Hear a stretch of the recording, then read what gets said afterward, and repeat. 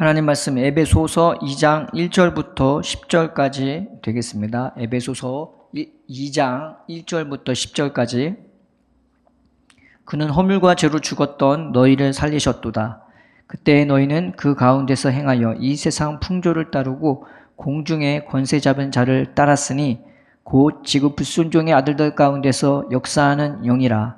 전에는 우리도 다 그 가운데서 우리 육체의 욕심을 따라 지내며 육체와 마음에 원하는 것을 하여 다른 이들과 같이 본질상 진노의 자녀이었더니 긍휼이 풍성하신 하나님이 우리를 사랑하신 그 큰 사랑을 인하여 허물로 죽은 우리를 그리스도와 함께 살리셨고 너희는 은혜로 구원을 받은 것이라.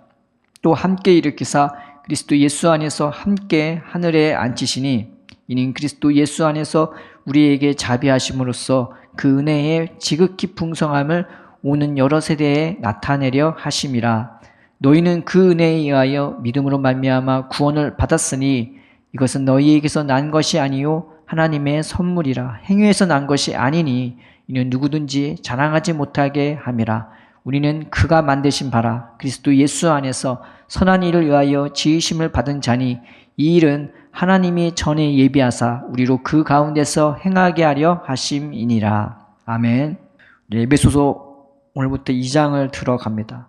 1절부터 10절까지 보는데 이 1장을 요약을 하자면요, 하나님이 우리를 왜 구원해 주셨는지 그 목적이 무엇인지 먼저 밝히고 있죠. 그래서 하나님이 우리를 구원하신 목적, 우리를 이 세상에 보내신 목적, 그 목적이 뭐냐?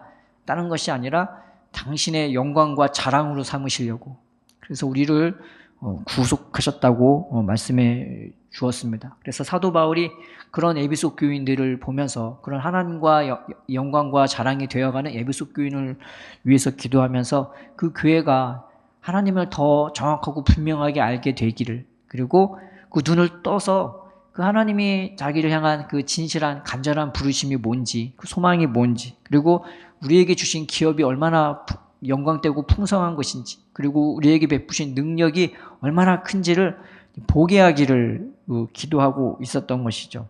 그리고 마지막으로 1장 마지막에는 그 능력이 어떤 능력인지, 우리에게 베푸는 그 능력이 어떤 능력인지를 예수님을 통해서 먼저 이제 사도 바울이 설명해 주고 있습니다. 그래서 예수님을 하나님이 그 능력으로 예수님 안에서 살려주셨고, 그리고 예수님을 하늘 우편에 앉히셨고, 말하자면 하나님과 동등되는 그 수준까지 예수님을 올려주셨다는 것입니다. 그리고 악한 권세도 보다 더 뛰어난 이름을, 세상 그 어떤 것보다 뛰어난 이름을 주셨고, 그리고 현재에서나 미래에 오실 주님의 나라에서나 가장 높은 이름을 주셨고, 그리고 그 다음에 모든 만물을 예수님의 발 밑에 두셨대요. 예수님의 눈 밑에 둔 것도 아니고 손 밑에 둔 것도 아니고 발 밑에 모든 것을 두었다고 성경은 말하고 있습니다. 그러니까 예수님을 어느 정도로 수준으로 높였냐면은 하나님 수준으로 높였고,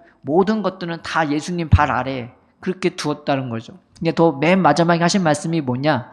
그런 능력으로 예수님을 그렇게 높이셨고 대단하게 만드셨는데, 놀라운 거는 그 예수님은 우리에게 주셨다고. 맨 마지막 1장 맨 마지막 절이 이제 그렇게 설명하고 있어요. 예수님의 그 능력으로 하나님이 그렇게 높이셨는데 그 예수님을 교회의 머리를 주셨다고. 세상 만물처럼 예수님 발 밑에 둔 게 아니라 예수님과 늘 붙어있는 존재, 예수님과 늘 하나 된 존재, 그런 연결된 존재로 우리를 그렇게 만들어 주셨다고 이제 말하고 있는 것입니다. 그러면 그 예수님이 우리에게 어떻게 주셨는지, 우리가 도대체 어떤 상태에서 어떻게 예수님과 붙어있는 존재가 된지를 이제 2장 1절부터 10절까지 설명하고 있습니다. 오늘 같이 말씀을 나눈 이 말씀은요, 이 접속사가 빠진 것도 좀 있고요, 그리고 원문에는 없는데 갖다 붙인 그런 단어도 2장 1절 첫 절부터 나와요. 그래서 말씀 한 절씩 보면서 이 말씀이 우리에게 해주시는 말이 뭔지, 도대체 우리는 어느 정도로 어떤 은혜로 예수님과 이렇게 붙어있게 만들었는지, 이제 그 말씀을 한 절씩 살펴보고자 합니다. 우리가 그렇다면 예수님과 붙어있기 전에는 어떤 상태였는지, 이제 1절부터 3절까지 이제 그걸 말해 주고 있는 것입니다. 그래서 1절에 뭐라고 나와 있냐? 그는 허물과 죄로 죽었던 너희를 살리셨도다라고 나와 있죠. 내 원문에는 그는 이란 말도 없고 살리셨다는 말도 없어요. 그래서 새번역 성경과 곤돈번역 성경은 뭐라고 나와 있냐면은 너희가 허물과 죄로 죽어 있었다고 그렇게 설명을 하고, 대부분의 번역본들의 절반 이상이 이 살렸다는 말이 없어요. 그러니까 너희는 원래 허물과 죄로 죽어 있었어, 그렇게 번역을 해놨습니다. 그리고 대부분의 영어 번역본들도 살렸다는 말이 없고 너희는 허물과 죄로 죽어 있었다고 대부분 그렇게 번역이 되어 있는 거죠. 여기서 말하는 허물이 뭐냐? 이 허물이란 뜻이 무엇으로부터 떨어져 있는 상태를 이 허물이라고 해요. 그러니까 여기서 말하는 허물은 딴 게 아니라 우리가 하나님부터 떨어져 있는 상태, 하나님과는 상관없는 상태가 되어진 게 그것이 허물인 거죠. 그리고 죄는 뭐냐? 관역으로부터 벗어난 것. 내 삶의 모든 행실, 내 모든 삶의 행위가 하나님이 원하시는 그 목적 밖으로 완전 벗어난 거예요. 그러니까 모든 죄로 그냥 삶의 방향과 목적이 애초부터 하나님이 우리에게 주려고 했던 그 선한 목적하고는 완전히 다른 거예요.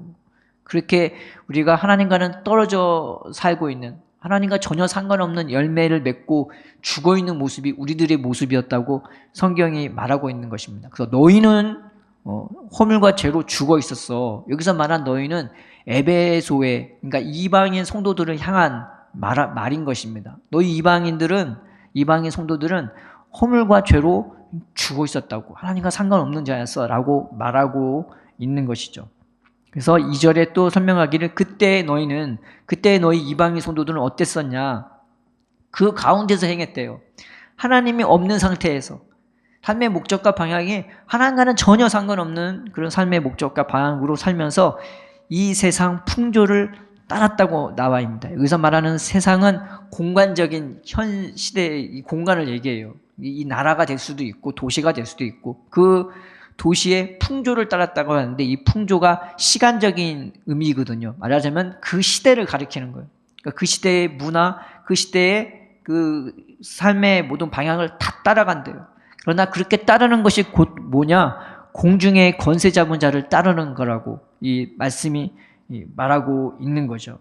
그래서 공중의 권세 잡은 자가 결국 뭐냐? 사탄을 얘기하고 있는 것입니다. 그러니까 세상 문화가 우리를 하나님을 알도록 그렇게 인도하지 않는단 말이에요. 그냥 그만에 그냥 하나님 없는 것 가운데 그냥 그 자리에 머물게 하거나 세상 것 가지고 전전긍긍하게 나거나 그 잠깐의 만족이나 쾌락으로 그냥 그 자리에 그냥 주저있게 만든단 말이죠. 근데 그것이 곧 공중의 권세 잡은 자를 따르는 거라고 이 성경이 얘기하고 있는 것입니다. 사도 바울이 말하고 있어요.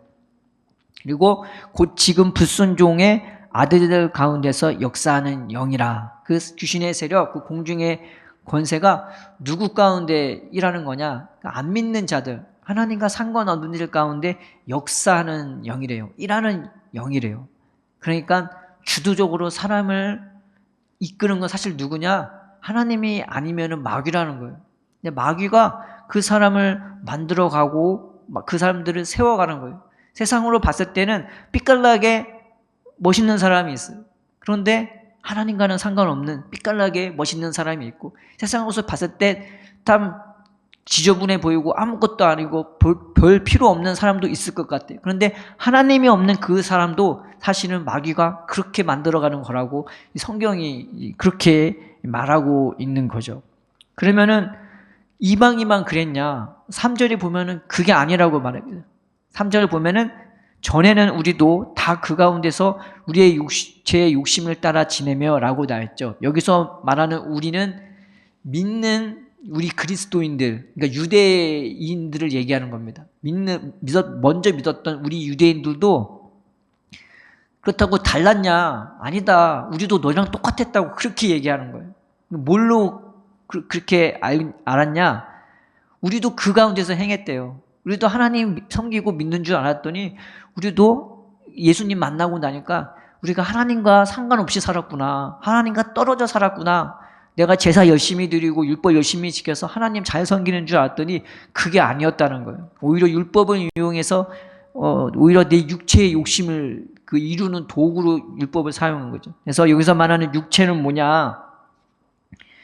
그냥 타락하고 부패한 인간의 성정을 얘기하는 겁니다. 이 육신을 가지고 육체라고 얘기하는 게 아니라 내 타락한 본성, 그리고 부패한 내 인간의 성정, 혈기, 분노 뭐 이런 것 저런 것 다 포함하는 거예요. 그런 육체의 욕심을 따라 행한다고. 여기서 말하는 욕심이라는 단어는 중립적인 단어입니다. 그래서 앞에 말이 뭐냐에 따라 이게 좋은 말이 되기도 하고, 앞에 말이 나쁜 말이면 뒤에 말도 이거 나쁜 말이 되는 거예요. 근데 앞에가 무슨 단어예요? 육체의 욕심인 거예요. 성령의 육체의 욕구인 거예요. 근데 뒤 앞에 성령이 붙으면 성령의 욕구가 되는 거예요. 성령이 주시는 소원이 되는 거죠. 근데 여기서는 내 육체로, 내 인간의 성정으로 나오는 그런 욕구를 따라 내 쾌락, 내 분노, 내 원한, 내 징후, 내 뭐 세상적인 성공을 이루는 그런 욕심으로 살았다는 말이죠. 그래서 육체와 마음에 원하는 것을 하여 다른 이들과 같이 본질상 진노의 자녀였다고 고백하고 있는 것입니다. 근데 여기서 본질상이라는 단어가 무슨 뜻이냐? 이 본질이라는 말이 애초에 태어나기를 그렇게 태어났다는 거예요. 내가 유대인이라고 하나님 은혜 받았던 게 아니라 내가 유대인이었어도 나는 애초에 우리도 태어나기를 하나님과 상관없이 태어났다는 거예요. 또 태어나기를 그렇게 태어났다는 이 본질의 의미도 있지만 자라나기를 그렇게 자라났대요. 태어나는 것도 내가 하나님 자녀인 줄 알았더니 하나님 자녀가 아니었고, 자라나는 것도 내가 하나님 자녀로 자라나는 줄 알았더니 전혀 하나님 자녀답지 않게, 이게 본질상의 그 의미가 되는 것입니다. 그러니까 내가 본질상 태어나기를, 자라나기를 진노의 자녀로 그렇게 태어나고 자라났다는 거예요. 그런데 진노의 자녀라는 게 내가 진노한다는 게 아니라 애초에 하나님의 진노의 대상이 될 수밖에 없는, 그 진노의 그 구렁에서 빠져나올 수 없는, 나 스스로 어떻게 할 수 없는, 그게 다인 줄 알고 그게 밖에 안 보이는, 눈에 보이는 그 현실밖에 안 보이는 그런 존재였다고 이 사도 바울이 고백하고 있는 거예요. 그러니까 너나 나나 사실 똑같았어. 우리는 다 죽을 수밖에 없었고, 사실은 다 똑같이 마귀 섬겼고, 스스로는 어떻게 빠져나올 수 없는, 애초에 태어나기를 너나 나나 그렇게 태어나고 그렇게 자라났다고 그렇게 사도 바울이 고백하고 있는 것입니다. 그런데 4절에 이 말씀이 있죠. 여기서 어떤 단어가 빠져 있느냐? 그러나가 빠져 있어요. 원래 원문에는 그러나가 있거든요. 근데 여기는 그러나가 없어요. 그러나가 있다는 것은 그럼에도 불구하고 하나님 보시기에조차 나는 사실 죽어서도 마땅할 수밖에 없고, 하나님이 지금 나를 지옥에 떨어뜨려도 할 말 없는 그런 대상임을 불구하고 그런 불순종과 그런 하나님을 대적하는 우리인데, 성경의 이스라엘의 역사를 보면요, 하나님 앞에 기적을 베풀면 막 순종하고 그러지 않아요. 처음은 그때만 좋아하고요, 항상 보면 돌아서고 하나님 대적하고 하나님이 세운 종도 대적하고 막 그랬단 말이죠. 그런데도 끝까지 참으시고, 그런데도 오래 참으시면서 그들을 결국 믿음의 사람으로 돌이키고 또 돌이키는 것을 오늘 말씀을 통해 볼 수 있지 않습니까? 그러는 것처럼 예수님을 통해 주는 은혜도 마치 그와 같다는 거예요. 그러나 그런 너희의 불순종, 그렇게 태어나기를 그렇게 태어나고 자라나기를 그렇게 자라난 너희임에도 불구하고 긍휼이 풍성하신 하나님이 너에게 구원을 베풀었다고 그렇게 말하고 있는 것입니다. 그래서 이 4절과 5절에서 하나님이 어떤 식으로 우리에게 그 구원을 베풀었는지 이 세 가지로 설명하고 있어요. 하나는 긍휼의 하나님, 또 하나는 사랑의 하나님, 또 5절에서는 은혜의 하나님으로, 내가 받을 자격이 있어서 자질이 있어서 하나님이 이 구원을 베푼 게 아니라는 거예요. 그냥 하나님이 애초부터 그런 자질이 안 됨에도 불구하고 하나님의 긍휼로, 하나님의 사랑으로, 하나님의 그 은혜로 하나님이 이것을 일방적으로 우리에게 베풀어 주신 거라고 사도 바울은 설명하고 있는 거죠. 그래서 이 긍휼이라는 말은요, 그냥 남을 불쌍히 여기는 그 마음을, 이 단어가 불쌍히 여기는 그 마음을 긍휼이라 하지 않고요, 내 실제적으로 도움을 주는 이 행위를 긍휼이라고 하는 거죠. 그래서 예수를 믿는다는 것은 내가 뭐 어떤 행위를 하고 그런 게 아니라 하나님이 내가 이런 존재구나라는 걸 깨닫는 거예요. 그래서 실제적으로 내가 그것을 믿기 시작하고 누리기 시작하고 그 하나님과 교제하기 시작하는 게 이게 진짜 믿음의 삶이거든요. 하나님과 같이 살아가게 되는 거예요. 그런데 그런 긍휼을 우리에게 베풀어 주셨다는 거예요. 우리를 아이초에 새롭게 하는 그 긍휼을 하나님께서 베풀어 주신 것이죠. 그리고 이 4절에 긍휼이 풍성하신 하나님이 우리를 사랑하신 그 큰 사랑을 인하여 라고 나와 있죠. 이 그라는 말이 정관사가 아니고 소유격 인칭 대명사예요. 그래서 이 헬라어는요, 관사도 격이 있고 인칭이 있거든요. 그 영어는 정관사 하나잖아요. 더밖에 없잖아요. 뭐 어가 있든 뭐 부정관사가 있든 더가 있든. 근데 헬라어는 이 관사에도 인칭이 있고 격이 있어갖고 이게 명사가 단어가 주격 소유격에 따라서 인칭이 붙으면 이 앞에 관사도 다 붙어요. 그래서 인칭 소유격이 안 붙어도 그닥 상관이 없단 말이 단어 자체가. 근데 앞에 이 인칭 소유격 대명사가 붙는다는 것은 뭘 얘기하냐? 강조하는 거예요. 야, 이 긍휼이 풍성하신 하나님이 우리를 사랑하신 그분의 큰 사랑으로 인해서 그분이 너를 그렇게 사랑하셨어 라고 이렇게 말을 하는 것입니다. 내가 하나님에 대해 나 구원해 주세요 이렇게 한 것도 아니란 말이에요.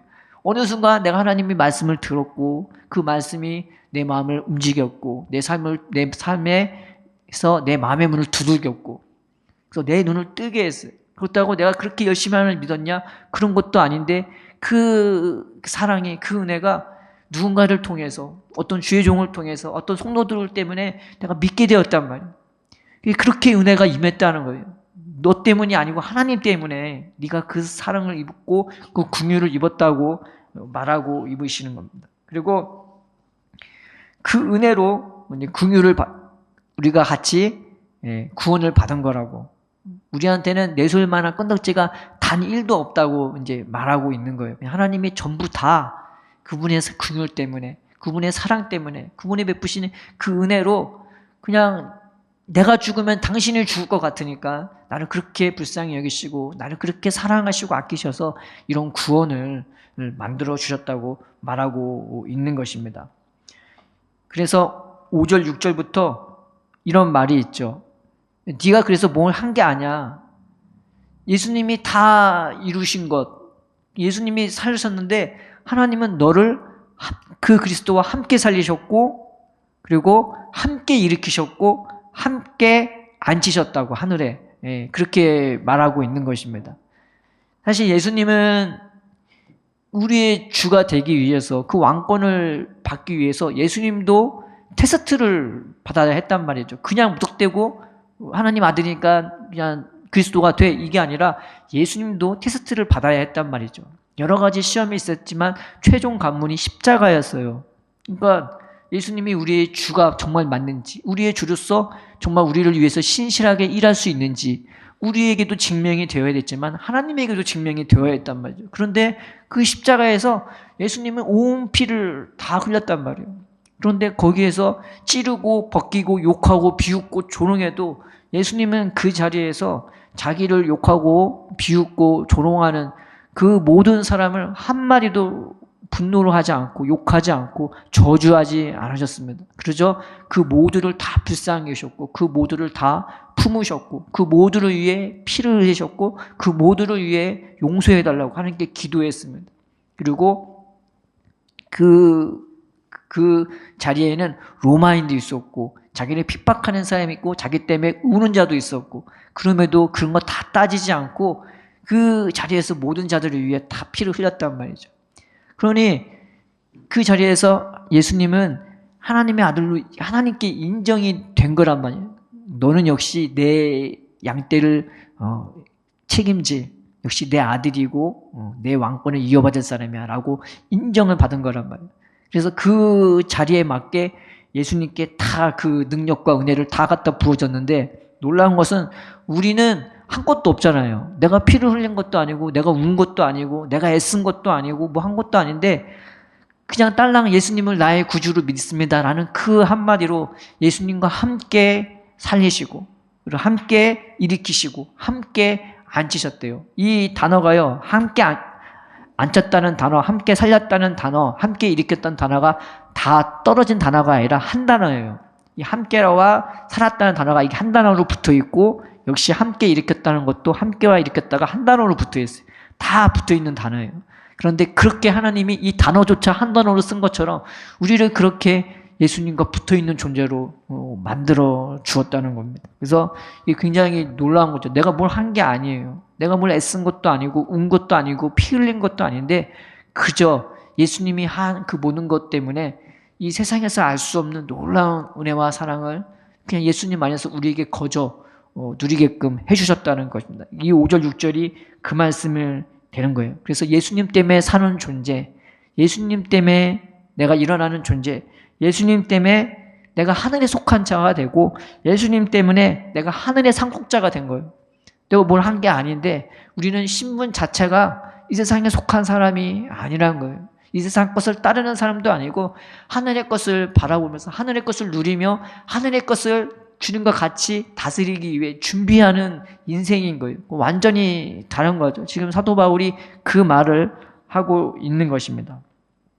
그러면 왜 하나님이 우리에게 이런 은혜를 베푸셨냐? 그래서 이는 이라는 말이 있는데 이는 무엇을 위하라는 목적이 되는 겁니다. 그래서 6절에 왜 우리에게 그런 은혜를 아무 이유 없이 그냥 당신의 사랑과 긍휼 때문에 우리에게 거저 주시듯 줬느냐? 무엇을 위해 줬느냐? 7절에 그 이유와 목적이 이제 나와 있는 것입니다. 목적이 뭐냐? 이는 그리스도 예수 안에서 우리에게 자비하심으로 그 은혜의 지극히 풍성함을 오는 여러 세대에 나타내려 하심이라 라고 나와 있어요. 이 나타낸다는 말이 법적인 용어거든요. 무엇을 공포한다, 공표한다, 그런 뜻이 된 거예요. 그러니까 세상을 봤을 땐 별 볼 일 없는 인생이 사실 그때 그 당시 교인들이 더 많았거든요. 훨씬 많았단 말이에요. 그런데 그 별 볼 일 없는 인생들이 예수님을 만나갖고요, 사람들이 다 변하는 거예요. 사람들이 사는 게 달라지는 거예요. 얼굴도 다르고 말하는 것도 달라지고 행태도 달라져요. 저 사람이 왜 그럴까? 왜 그럴까? 심지어 교회를 핍박했던 이 사도 바울 자체가 성도들을 위해 이 우는 사람이 됐어요.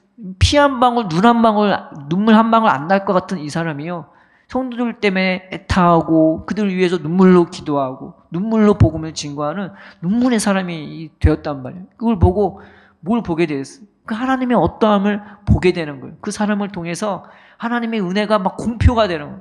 마치 법적으로 공표되게 된 것처럼 막 그걸 통해 사람들이 하나님을 보고 그 은혜를 보고 도대체 어떤 은혜가 있길래 사람이 저렇게 바뀔까? 사람이 어떻게 저렇게 살까?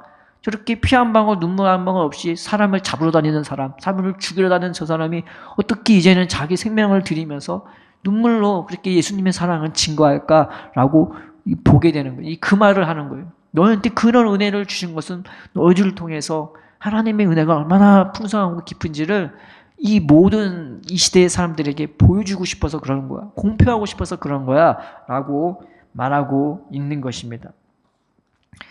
그리고 하나님이 이를 얘기하죠. 너희는 그 은혜에 인하여 믿음으로 말미암아 구원을 받았으니 이것은 너희에게서 난 것이 아니요 하나님의 선물이라 라고 말하고 있는 것입니다. 우리가 은혜 받은 것도 하나님의 선물이고 내가 하나님이 정말로 살아계시구나, 하나님 정말 살아계시네, 그 하나님 정말 함께 하시네, 그 하나님을 믿게 된 것도, 그 하나님이 나에게 새로운 소망을 주신 것도 다 하나님의 선물이고, 그렇게 은혜를 베푼 것도 하나님의 선물인 거예요. 하나님이 예수님이 다 해놓으신 건데 그거를 막 거저주는 사람 쉽지 않잖아요. 누가 내 인생 뭐 조금 주고 자기가 번 거에 조금을 주고 뭐 케이크 쿠폰 주거나 커피 쿠폰 주거나 뭐 돈 좀 봉투를 줘도 있는 걸 다 주는 선물은 세상에 없단 말이죠. 하나님은 그런 선물들을 우리에게 다 주셨단 말이죠. 그래서 이게 참 놀라운 것 같아요.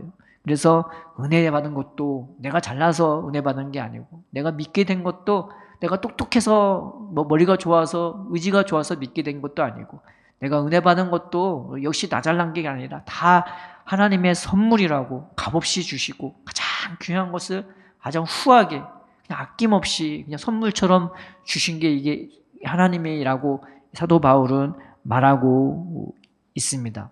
그러니까 자랑할 게 스스로 자랑할 게 뭐가 있겠습니까? 그래서 나온 말이 9절이죠. 이것은 너희에게서 난 것이 아니야. 하나님의 선물이야. 행위에서 난 것이 아니니 이는 누구든지 자랑하지 못하게 함이라. 스스로 자랑할 거는 내세울 게 없는 거죠. 너나 나나 본질적으로 태어나기를 그렇게 태어났고 자라기를 그렇게 태어나서 우리는 하나님 앞에 사실 아무 할 말 없는 그런 존재라고. 주님 내가 기도했으니까 뭐 좀 달라. 그게 아니라 우리는 부족했지만 하나님이 우리를 핀셋으로 끄집어내듯 거기서 끄집어내고 하나님의 의지로 결정으로 우리가 여기까지 오고 저 하나님의 소망 가지고 살게 된 사람들이라고 말하고 있는 것입니다. 그래서 10절에 이런 말이 있죠. 우리는 그가 만드신 바라. 여기도 무슨 단어가 빠졌냐면은 왜냐하면 이런 단어가 나와 있어요. 왜 자랑하지 못하게 하냐? 왜냐하면 우리는 그가 만들었기 때문이라고 설명하고 있죠. 이 만들었다는 단어가 시편에서 그 시편 134편, 그다음에 시편 143편 14절 그렇게 나와 있는데 하나님이 행하신 일이라고 그 마세아라고 성경에 나와 있는 단어예요. 히브리 단어예요. 근데 그거를 70여 성경이 번역을 했을 때 쓴 단어가 오늘 이 만드신 바라는 헬라어 단어가 되는 것입니다. 그런데 70인 역보는 그 유대인들이 그 페르시아로 흩어졌잖아요. 그 페르시아로 끌려가갖고 사로잡혀서 갔잖아요. 나중에 그리스가 정복한 다음에 이 유대인 세계가 디아스포라가 돼갖고 거기서 다 흩어졌단 말이에요. 모국어를 잊어버렸어요. 모국어를 잊어버리니까 자기는 신앙생활을 해야 되고 성경이 중요하니까 학자들을 불러 모아갖고 자기들이 가진 그 성경을 가지고 그거를 헬라어로 번역을 하기 시작했어요. 헬라어밖에 모르니까. 그래서 히브리어 헬라어를 다 아는 그런 유능한 학자들을 선지자들 그 바리새인들을 불러 모아갖고 서기관들을 불러서 성경을 만들어갖고 나온 게 70인역본입니다. 그래서 70인경이라고 하는데 이 70인경의 권위가 히브리의 권위만큼 강해요. 왜냐하면 제일 오래된 게 남아있는 번역본 중에 제일 오래된 게 이 70인경이기 때문이에요. 그래서 70인경의 권위도 굉장히 센데 그 70인경의 권위에서 나온 단어가 오늘 쓰인 이 구약에서도 쓰인 이 단어란 말이에요. 하나님이 하신 하나님이 행하시는 하나님이 만드신 바라. 이게 무엇에 쓰인 단어였냐면은 천지를 창조하셨을 때 쓰던 그 단어인 거예요. 그러니까 우리는 그가 만드신 바라 했는데 너희는 하나님이 다시 만든 존재야라고 말하는 거와 같은 거인 거죠. 그럼 어떻게 만들었을까요? 세상을 천지했을 때 하나님이 이 온 우주 창조했을 때요. 말이 많이 필요 없었어요. 그냥 한두 마디 말이면 우주가 뚝딱 만들어지고 지구가 뚝딱 만들어지고 하늘과 땅이 나눠지고 그리고 모든 만물이 말 몇 마디로 그렇게 쉽게 하나님한테는 이 만물 만드는 게 너무나 쉬운 일인 거예요. 그렇게 쉽게 창조가 됐어요. 그리고 그 중에서 아담을 만들었을 때는 그보다 더 심혈을 기울였단 말이에요. 거기서는 천지를 창조했을 때는 무슨 계획한다는 그 말이 없었거든요. 근데 이 아담을 만났을 때는 하나님이 생각을 하시고 계획을 하시고 운운을 하시고 말씀을 많이 하세요. 그리고 가장 연약한 진흙덩어리로 사람을 만드셔갖고 손으로 빚으시고 숨을 불어넣으셔갖고 그렇게 태어난 게 우리 인간이란 말이에요. 그러니까 세상 만물 만든 것보다 더 심혈을 기울여서 만든 게 우리였어요. 그런데 지금은 우리를 어떻게 만들었냐? 더할 나위 없는 주님의 정성으로 만들었단 말이에요. 우리를 위해서 주님이 피를 쏟으셨고 온 땀을 다 흘리셨고 자신의 살과 피를 다 내오셨고 정성이란 정성은 이루 말할 수 없이 다 하셔서 만들어준 게 바로 우리라고. 그러니까 내가 잘나서 그렇게 된 게 아니라 하나님이 그렇게 애초에 우리를 그렇게 새롭게 만들었다고 이 말하는 게 이 단어가 되는 것입니다. 너희는 하나님이 만드셨어. 예수님의 피로 다시 창조했어. 그런 사랑과 정성으로 만들어진 게 우리야 라고 말하고 있는 것입니다. 왜 그렇게 만들으셨냐? 그리스도 예수 안에서 선한 일을 위하여 지으심을 받은 자니 예수 안에서 이 선한 일이라는 게 이 선한이라는 게 보통 구약이나 신약이나 하나님의 성품을 보통 주로 얘기하거든요. 성품과 관련해서. 근데 일이라는 것은 행실을 맡아요. 근데 이게 복수형이란 말이에요. 우리가 선한 행위, 선한 행실, 하나님의 선한 마음으로 그렇게 살게 하려고 우리를 그렇게 하나님이 새롭게 예수님의 피로 그 사랑으로 땀방울로 핏방울로 우리를 그렇게 온 심혈을 기울여서 만들었다고 말하고 있는 것입니다. 이 일은 하나님이 전에 예비하사 우리로 그 가운데서 행하게 하려 하심이라 라고 말하고 있죠. 이 행하게 한다는 말이 이리저리 걸어다니게 하다라는 뜻이 있습니다.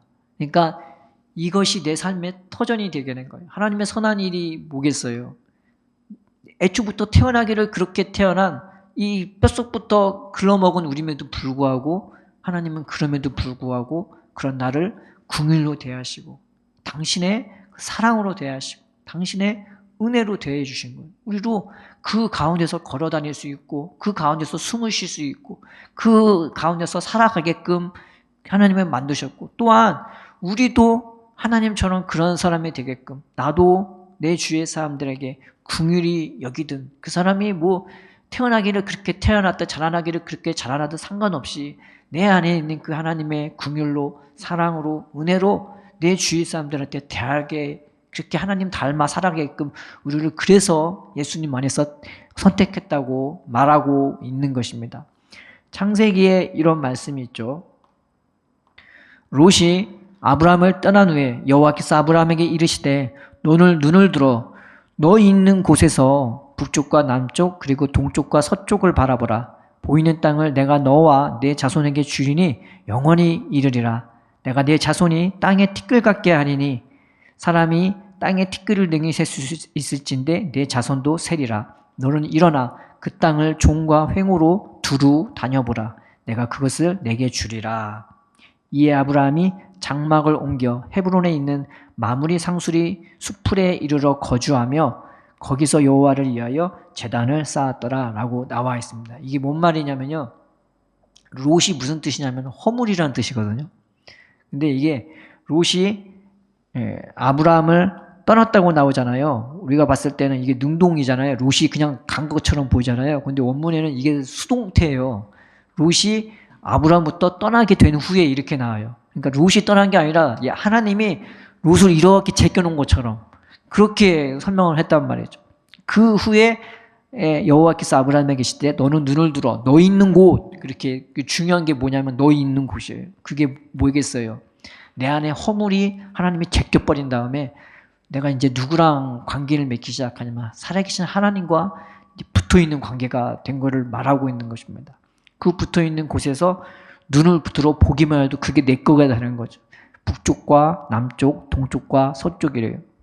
북쪽은 수풀이 우거지는 정글 같은 곳이고요. 남쪽은 네겝이라고 해서 사막 가까운 광야 같은 곳이고 동쪽은 절벽이란 말이에요. 요단강가. 거기 골짜기 곰도 나오고 사자도 나오는 무시무시한 골짜기고 서쪽은 바다예요.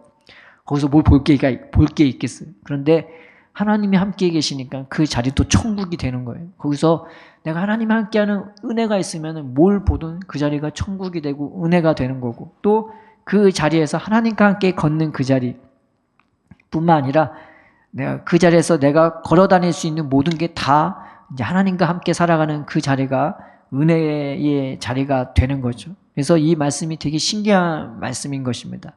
헤브론에서 아브라함이 거했다고 했는데 이 헤브론의 마무리의 뜻이 뭐냐면은 하나님과의 열렬한 교제가 되는 것이죠. 그러니까 하나님이 예수님 안에서 우리를 선택했다는 것은 그냥 너는 구원받았어는 표만 준 게 아니라요. 그 하나님과 같이 살 수 있게끔 그 하나님과 안에서 내가 걸어 다닐 수 있고 눈을 뜨기도 하고 일어나기도 하고 숨을 쉬기도 하고 느끼고 생각하는 것 이전과는 완전히 달라진 내 삶의 신분을 가지고 그리고 하나님과 동행하고 동거하며 그 하나님의 인도로 살아가는 인생이 되었다는 것을 말하고 있는 것입니다. 그래서 아브라함이 그러한 삶이 되어진 것을 이 말씀이 보여주고 있는 것이죠. 우리가 이 말씀 붙잡고 하나님 내가 눈에 보이는 것들을 쫓는 그런 인생이 되지 말게 해달라고 정말 하나님이 예수님 안에서 모든 것을 나에게 주신 것을 내가 조금이라도 약간이라도 내가 알고 있다면 주님 내 눈을 활짝 열어서 이게 진짜 얼마나 큰 은혜이고 능력인지 깨닫는 마음을 내 안에 부어달라고. 그래서 어느 정도 그냥 살며시 믿는 그것이 아니라 내 안에 분명히 믿어지고 깨달아지는 은혜로서 내가 주님과 같이 살고 이 뜨거운 사랑에 이끌려서 늘 보호받고 인도받고 내가 그 안에서 자라가고 걸어다닐 수 있는 내 인생이 되게 하려고 새로운 삶의 터전에서 살아갈 수 있는 그 하나님의 이루 말할 수 없는 극진한 사랑으로 내가 그 안에서 뿌리 내려가고 내가 점점 성장하고 성숙할 수 있는 인생이 되게 해달라고 주님 앞에 기도하는 저 여러분 되기를 주님의 이름으로 축원드립니다.